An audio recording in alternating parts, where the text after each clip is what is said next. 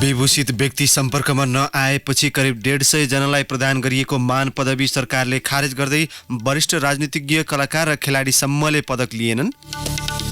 नेपाल, भारत र चीन बीचको त्रिपक्षीय सम्बन्धका बहुआयामलाई समदूरी कायम गर्न विज्ञको सुझाव। राजनीतिक वृत्तको हल्का व्यवहारका कारण नेपालले आफ्नो अवसर गुमाउन सक्ने खतरा।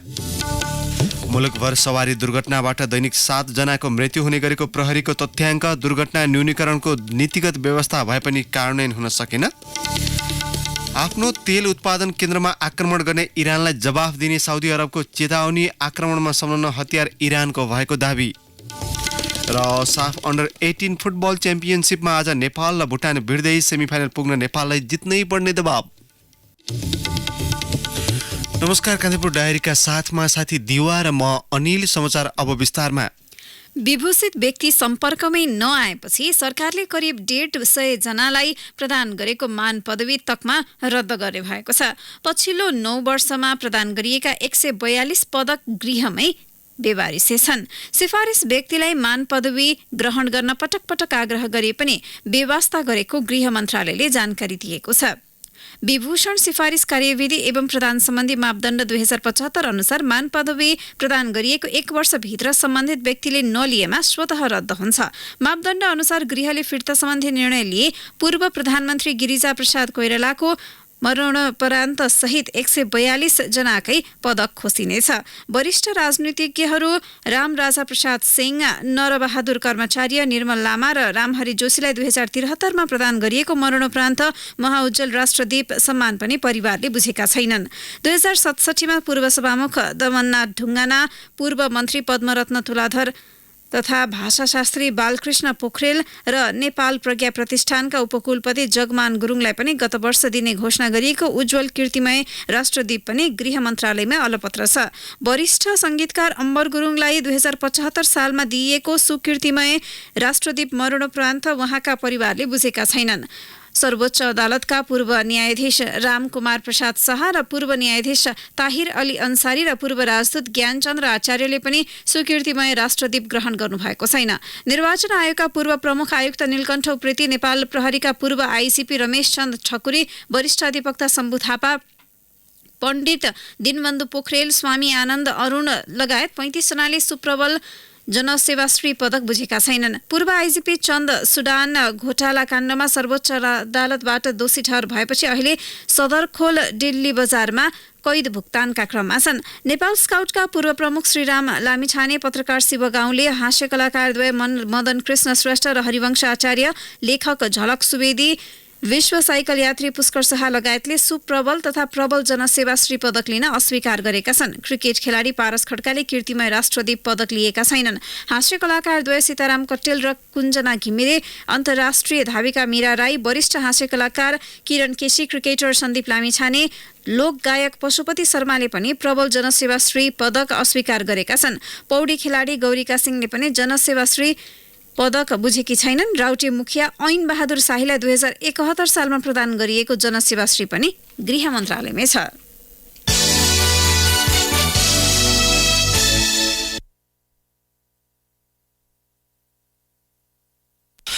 नेपाल, भारत र चीन बीचको त्रिपक्षीय सम्बन्धका बहुआयामलाई समदूरी र समान कायम गर्नुपर्ने भनाइ नेपाली राजनीतिमा चर्चित छ।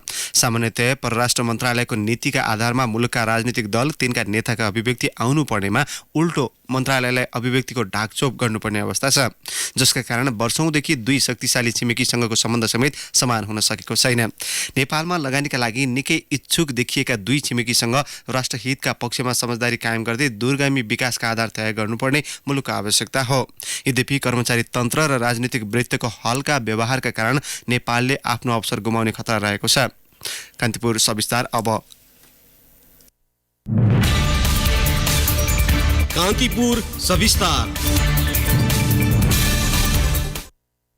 नेपाल, भारत र चीन सीमा जोडिएका छिमेकी मात्र होइनन्, दशकौंदेखिका सहयात्री मुलुक पनि हुन्। चीन र भारत एक अर्काका सामरिक शक्तिप्रति सशंकित हुँदा समदूरीका लागि नेपालले गर्नुपर्ने संघर्ष पनि उत्तिकै पेचिलो छ। नेपाल प्रति उत्तरी र दक्षिणी दुवै छिमेकीको लगावले पनि किता क्लियर गर्न अप्ठ्यारै छ। भारत र चीन बीच कुनै मुद्दामा मतभेद रहे पनि आधुनिक विश्वमा एक अर्काप्रति दुश्मनी मोल्न नसक्ने स्थितिमा रहेका दुवै मुलुक समृद्धिका लागि व्यापारिक साझेदारी चाहन्छन्। विगतमा जुन सरकार गठन भए पनि कुन छिमेकी नजिक छ भन्ने विश्लेषण हुने गरेका कारण पनि देशले दुवै छिमेकीसँगको सम्बन्धलाई निश्चित दिशा र आधार दिन सकेन। नेपालमा स्थिरता भए आफ्नो मुलुकको सुरक्षा चुनौती कम हुने आशामा रहेका चीन र भारत नेपालका विकास र स्थिरताकै पक्षमा रहेको भारतका लागि नेपालका पूर्व राजदूत दीप कुमार उपाध्यायले बताउनुभयो। चीनको पनि भारतको पनि नेपालमा शान्ति होस्, स्थिरता होस् र स्मुथली इकोनोमिक प्रोग्रेसमा जाओस् भन्ने नै दुवैको। नेपालमा द्वन्द्व हुनु भनेको अब भारतमा त द्वन्द्वको तापराप चिरै असर पर्छ भने यहाँ हुने द्वन्द्वमा चीनलाई पनि खास गरेर उनीहरूको चाहिँ तिब्बतन जुन अब अझै पनि अलिकति भल्नरेबल छ हैन, वन चाइना पोलिसी भनेर हामी सधैँभरि त्यसको चाहिँ हामी पक्ष पोषण गर्छौँ। त्यसमा हाम्रो त कुनै समस्या छैन, तर त्यसमा अलिकति अन्तर्राष्ट्रिय अब पोलिटिक्समा चाहिँ उनीहरूले तिब्बतको स्वतन्त्रताको कुराहरू, तिब्बतमा मानवाधिकारका कुराहरूलाई पनि बेला बेला उठाउने भावेर उनीहरू चाहिँ बडा सेन्सिटिभ सिरियस। त्यसैले नेपालमा द्वन्द्व भएपछि मात्रै यी सब कुराको धन्दा अगाडि बढ्ने हो। द्वन्द्वै भएन भनेदेखि त चीनलाई पनि ढोका, भारतलाई पनि ढोका। आफ्नो दिलले अनुभव सुनाउने क्रममा उपाध्यायले भारतले नेपालको स्थिरता नभई आफ्नो मुलुकमा शान्ति हुँदैन भन्ने सत्य बुझिसकेकाले शंका भन्दा कूटनीतिक चातुर्यता साथ समान सम्बन्धका आधारमा नेपाल अघि बढ्नु पर्नेमा जोड दिनुभयो। खास गरेर कूटनीतिमा विभिन्न आयाम हुन्छ, त्यसमा चाहिँ हामीमा चाहिँ निकै ठुलो अपरिपक्वता छ। कुनै पनि विदेश वा विदेशी मामला भन्न साथै सम्बन्धित अब उनीहरूको परराष्ट्र मन्त्रालय बाहेक अरूले कुरै गर्दैन। नेपालमा त परराष्ट्र मन्त्रालय भूमिकै हुन्न। नेपालका मुख्य विकास साझेदार भारत र चीनले जलविद्युत आयोजना, अस्पताल, रेलवे सहित पुनर्निर्माणमा सघाएका छन् भने भारत र चीन दुवै मुलुक नेपालको प्रमुख लगानीकर्ता समेत हुन्। चीन नेपाल सम्बन्ध नाकाबन्दी पछि नयाँ उचाइमा पुगेको टिप्पणी भए पनि चीनको नेपालमा संलग्नता प्रति भारतले टाउको दुखाइरहनु नपर्ने चीनका लागि नेपालका पूर्व राजदूत महेश कुमार मास्केको भनाइ छ। कार्ड प्ले गर्ने भने चाइना कार्ड, इन्डिया कार्ड भन्ने जस्तो शब्दहरू थियो नि हैन। त्रिदेशीय सहकार्यहरू हामीले जे गर्नु खोजेको त्यसको लागि त्यो प्रतिपादन उनीहरू पनि नबुझ्ने होइन नि, हामीले बुझ्छौँ भने उनीहरू हामीभन्दा बाटा छन् होइन। त्यसकारण यस्तो कुराहरूमा चाहिँ नेपाल लाग्नुहुन्छ जस्तो लाग्दैन मलाई। नेपाली पक्षले भेट तथा वार्तामा भएका सम्झौताको फलोअप सँगै आयोजना निर्माणमा केही तदारुकता मात्रै देखाइदिँदा समेत परिवर्तन महसुस गर्न सकिने मास्केले बताउनुभयो। दुवै मुलुकका चासो र चिन्ताको विषयमा आश्वस्त पार्न सके सम्भावनाका कैयौं ढोका खुल्ने मास्के बताउनुहुन्छ। चाइनाले सधैँ हामीलाई प्रत्यक्ष अप्रत्यक्ष रूपले दिइरहेको सन्देश चाहिँ कस्तो देखिन्छ भने भारतसँग चाहिँ राम्रो सम्बन्ध राखेर नै चीनसँग राम्रो सम्बन्ध राख्ने प्रयत्न गर्नुहोस्, त्यो दिगो हुन्छ र त्यो गर्न सम्भव पनि छ भन्ने नै उनीहरूले मेसेज दिइरहेको हो। भारत र चीनबाट भइरहेका तथा हुन सक्ने उच्चस्तरीय भ्रमणले नेपाललाई दिइएको महत्व प्रष्ट हुने बताउँदै मास्केले मुलुकमा आर्थिक लगानी आयो भन्दैमा सहज ढंगले हरेक सहयोग स्वीकार गर्न नहुने तर्क गर्नुभयो। उहाँका अनुसार अनुदान भन्दा साझेदारीको मोडलमा अघि बढ्दै गरेको नेपालले आफ्नो शर्त निर्धक्क राख्नुपर्ने बताउनुभयो। एउटा मित्र देशहरूसँग सहयोगहरू लिएर गर्ने कुराहरू हुन् यिनीहरू। अब सेक्युरिटी चासोहरूको रिस्कहरू त हरेक त्यस्तो परियोजनाहरूमा हुन सक्छ। जुन देशहरू ठुल्ठुलो परियोजनाहरू लिएर आउँछन् त्योसँग कुनै न कुनै जोखिमहरू चाहिँ जुट्छ, तर त्यो देशले त्यो जोखिम उठाएर त्यसलाई नियन्त्रण गर्छ। जति रिस्क हुन्छ त्यसलाई चाहिँ गभर्मेन्टले म्यानेज गर्नुपर्ने। जब हामी कुनै पनि फरेनरहरू भित्राउँछौँ कुनै न कुनै किसिमको समस्याहरू पर्न सक्ने सम्भावना चाहिँ हुन्छ, तर त्यसलाई त नेपालले ह्यान्डल गर्नुपर्छ। राजनीतिक परिवर्तनसँगै मुलुकको परराष्ट्र नीतिमा 180 डिग्रीको परिवर्तन ल्याउँदा आजसम्म नेपाली कूटनीति ढुलमुले नीतिमै अड्किएको छ। परराष्ट्र मामिलालाई संवेदनशील रूपमा मुलुकको विकास लगानी सहित सुरक्षाको कड़ीका रूपमा बुझ्न सुझाव जानकारले दिएका छन्। दुई ढुङ्गा बीचको तरुलको पंक्तिलाई बदल्दै दुई भीमकाय विकासका महारथी बीचको अवसरको खोजीको सारथीका रूपमा विश्लेषण गर्न सकिए मुलुकले आर्थिक कोल्टो फेर्न बेर लाग्ने थिएन। नेपाल दुई ढुङ्गा बीचको तरुल कम र दुई तरुल बीचको सानो दर्शन ढुङ्गो हो, किनभने तरुल बढेर ठूलो आकार ग्रहण गरिसके हामी जहाँको त्यही छौं। रेडियो कान्तिपुरका लागि दिवा भट्टराई। कान्तिपुर सविस्तार।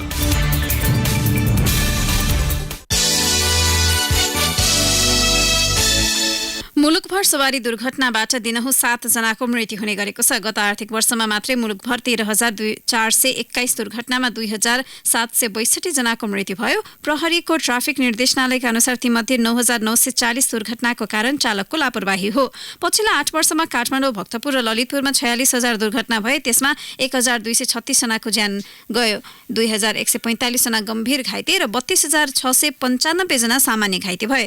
गत वर्षका 8,000 सवारी दुर्घटनामा 508 जनाले ज्यान गुमाए। त्यसमा उपत्यकामा मात्रै दुर्घटनाबाट दिनहुँ 1 भन्दा बढीले ज्यान गुमाउने गरेका छन्। कान्तिपुर डायरीमा अब ब्रेकको पालो। कान्तिपुर डायरीमा अब बाँकी प्रसङ्ग। अतिरिक्त शुल्क फिर्ता वा समायोजन गर्न चितवन मेडिकल कलेज प्रशासन सहमत भएपछि 1 महिनादेखि जारी विद्यार्थी आन्दोलन स्थगित भएको छ। पोखरा स्थित गण्डकी मेडिकल कलेजमा भने कुनै निर्णय नभएकाले आन्दोलन जारी छ। चितवन जिल्ला प्रशासन कार्यालयमा कलेज प्रशासन, विद्यार्थी र अभिभावक बीच हिजो दिनभर भएको वार्तामा सहमति जुटेको हो। गण्डकी मेडिकल कलेजका प्रिन्सिपल रविन्द्र प्रसाद श्रेष्ठले भने सो विषयमा आज सरकारवाला पक्षसँग बसेर छलफल गर्ने बताउनुभयो। चितवनका प्रमुख जिल्ला अधिकारी जितेन्द्र बस्नेतले सर्वपक्षीय वार्तामा 5 बुँदे सहमति जुटेको जानकारी दिनुभयो। चितवन मेडिकल कलेजले 30 कार्यदिन अर्थात् आउँदो कार्तिक 18 गतिभित्र स्नातक तहका सबै विद्यार्थीबाट नेपाल सरकार तथा IOM चिकित्सा शास्त्र अध्ययन संस्थानले तोकेभन्दा बढी लिएको शुल्क फिर्ता वा समायोजन गर्ने प्रतिबद्धता जनाएको छ। आन्दोलन पनि स्थगन भएको छ। चितवन मेडिकल कलेजमा भदौ 5 गतेदेखि नै आन्दोलन सुरु भएर पठन पाठन पूर्ण प्रभावित भएको थियो। सत्तारूढ नेकपा सचिवालयको हिजोको बैठकमा चिनिया कम्युनिस्ट पार्टी CCP-सँगको संयुक्त आयोजनामा हुन लागेको प्रशिक्षण सम्मेलनका विषयमा छलफल भएको छ। बैठकमा पार्टी स्कुल विभाग प्रमुख तथा सचिवालय सदस्य ईश्वर पोखरेलले सोमबार र मङ्गलबार हुन लागेको सम्मेलनबारे जानकारी गराएको सचिवालय स्रोतले जनाएको छ। सम्मेलनमा CCP-का तर्फबाट उनीहरूको सिद्धान्त, विचारधारा, नीति तथा सिद्धान्तबारे 3 वटा र नेकपाका तर्फबाट 2 वटा प्रतिवेदन पेश हुँदैछन्। सचिवालयका एक सदस्यले भने दुवै कम्युनिस्ट पार्टीका तर्फबाट आफ्ना धारणा राख्दा उनीहरूको तर्फबाट सी थट अर्थात् चिनिया राष्ट्रपति सी जिनपिङका विचारधाराका विषयमा कुरा उठ्लान्। त्यसैले हामीले पनि आफ्नो पार्टीका बारेमा जानकारी गराउँछौँ। सम्मेलनको प्रधानमन्त्री तथा नेकपा अध्यक्ष केपी ओलीले उद्घाटन गर्ने र उद्घाटन सत्रमा CCP-का विदेश विभाग प्रमुख सोङ ताओलाई स्वागत गर्ने कार्यक्रम छ। नेकपाका अर्का अध्यक्ष पुष्पकमल दाहालले नेकपा गठन र एकता प्रक्रियामा अहिले भइरहेको विकासक्रमबारे प्रस्तुति दिनुहुनेछ।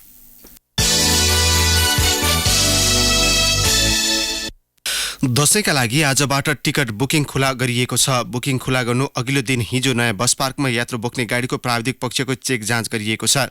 अघिपछि पनि शंका लागेको गाडीको कन्डिसन जाँच गरेर मात्रै गन्तव्यमा पठाइने यातायात व्यवस्था विभागले जनाएको छ। विभागका महानिर्देशक गोगन बहादुर हमालका अनुसार असोज 10 गतेबाट सुरु गर्ने भनिएको नागरिक सहायता कक्ष टिकट बुकिङ अघि नै सुरु हुने भएको छ। बस पार्कमा भने हिजो सो कक्षबाट सुरुवात गरिएको महानिर्देशक हमालले जानकारी दिनुभयो। उहाँका अनुसार दशैंका लागि यात्रु बसको समस्या छैन। केही नयाँ बस समेत थपिएका छन्। अहिले ठाउँ ठाउँमा सडक बिग्रिएर समस्या भएको छ। ती ठाउँमा मर्मत जारी राखिएको सडक विभागले जनाएको छ।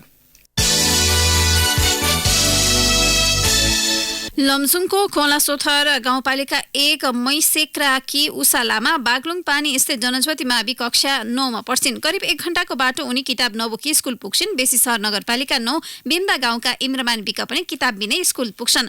उनी 10 कक्षामा अध्ययनरत छन्। उनीहरूले किताब नभएर नबोकेका होइनन्। घरका लागि घरमै किताब छ, स्कुलका लागि स्कुलमै किताब छ।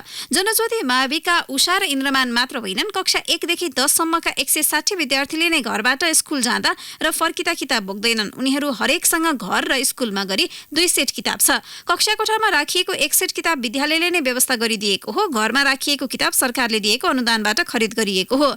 विद्यार्थीहरू गृह कार्यका लागि केही कापी बाहेक कलम समेत बोक्दैनन्। ग्रामीण भेगका विद्यालयमा टाढा टाढाका विद्यार्थी भएकाले उनीहरूलाई समयमा स्कुल आउन र किताबको गरौँ भारी बोक्नबाट छुटकारा दिलाउन 2 सेट किताब व्यवस्थापन गरिएको प्रधानाध्यापक बिल प्रसाद गुरुङले बताउनुभयो। प्रधानमन्त्री केपी शर्मा ओलीले उद्घाटन गरेका 5 वटा विद्युतीय बस 11 महिनादेखि ग्यारेजमै थन्किएका छन्। प्राविधिक परीक्षणका क्रममा गुणस्तरहीन भेटिएका ती बस उद्घाटन गरेको भोलिपल्टदेखि नै बेकममा छन्। प्रधानमन्त्री ओली गत कार्तिक 7 मा हरिहर भवनबाट विद्युतीय बस चढेर सिंहदरबारसम्म पुग्नु भएको थियो। सरकारले गुणस्तरहीन ती बस फिर्ता गर्न निर्देशन दिए पनि आपूर्तिकर्ता कम्पनी BYD साइमेक्सले टेरेको छैन। टेन्डर आह्वान गरी चीनबाट खरिद गरिएको भनिएका बस भारतमा बनेको र गुणस्तरहीन पाइएपछि सरकारले गत मक्सिरमा फिर्ता गर्न निर्देशन दिएको थियो। संस्कृति, पर्यटन तथा नागरिक उड्डयन मन्त्रालयले भुक्तानी समेत रोकी ती बस फिर्ता गरी टेन्डरमा तोकिएको प्रक्रिया पूरा गर्न चीनमा निर्मित विद्युतीय बस ल्याउन निर्देशन दिँदै आएको छ।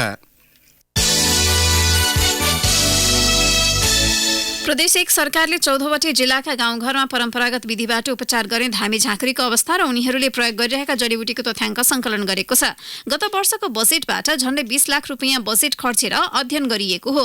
प्रदेशभित्रका जिल्लामा जडीबुटीको उपलब्धता, आयुर्वेद चिकित्साको अवस्था र जनजातिले प्रयोग गर्ने वनस्पतिका अवस्थाको तथ्याङ्क पनि सरकारले सङ्कलन गरेको छ। प्रदेशका सामाजिक विकास मन्त्री जीवन घिमिरेले भन्नुभयो, धामी झाँक्रीको अवस्था बुझ्न र उनीहरूले औषधिका रूपमा प्रयोग गर्ने जडीबुटीको पहिचान, संरक्षण र व्यवसायिक खेतीका लागि यो अध्ययन हो। कुनै बेला हरेक घरका बाआमाले जडीबुटीका पोका राख्थे, उस्तै पर्दा बिरामीलाई खुवाएर निको पनि पार्थे। गाउँका डाक्टर भनेकै धामी झाँक्री जडीबुटीले नै खुवाएर रोग विषेक बनाउँथे। अझै पनि गाउँघरमा त्यो चलन रहेकाले अवस्थासँगै जडीबुटीको संरक्षणका लागि काम गर्ने योजनामा प्रदेश सरकार रहेको मन्त्री घिमिरेले बताउनुभयो। कान्तिपुर डायरीमा पुनः ब्रेकको पालो।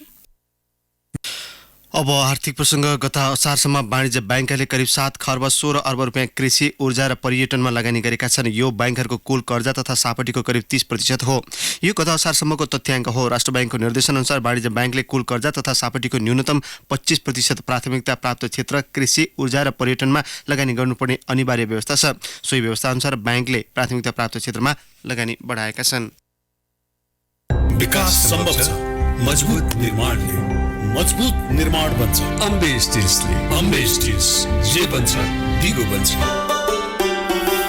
अब अन्तर्राष्ट्रिय प्रसङ्ग। साउदी अरबियाले आफ्नो तेल उत्पादन केन्द्रमा आक्रमण गर्ने इरानलाई जवाफ दिने चेतावनी दिएको छ। आक्रमणमा प्रयोग भएको हतियार इरानको भएको पुष्टि भइसकेकाले थप अनुसन्धानपछि कारबाहीमा जान सक्ने साउदीका विदेश मन्त्री अदिल अल जुबेरले बताउनुभयो।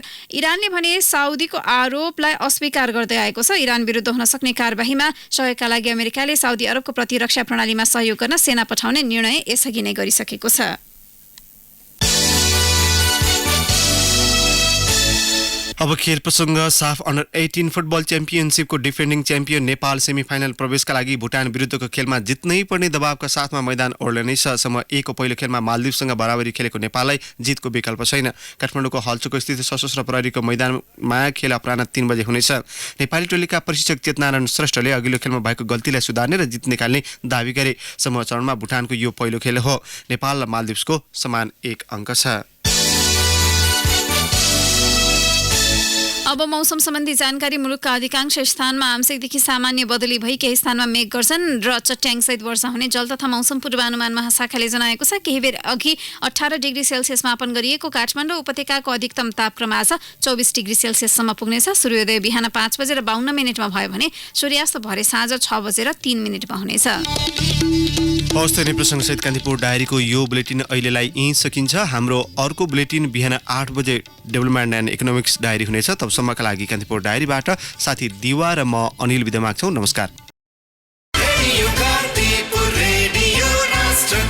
सूचना र मनोरञ्जनको संवाहक रेडियो राष्ट्रको रेडियो कान्तिपुर।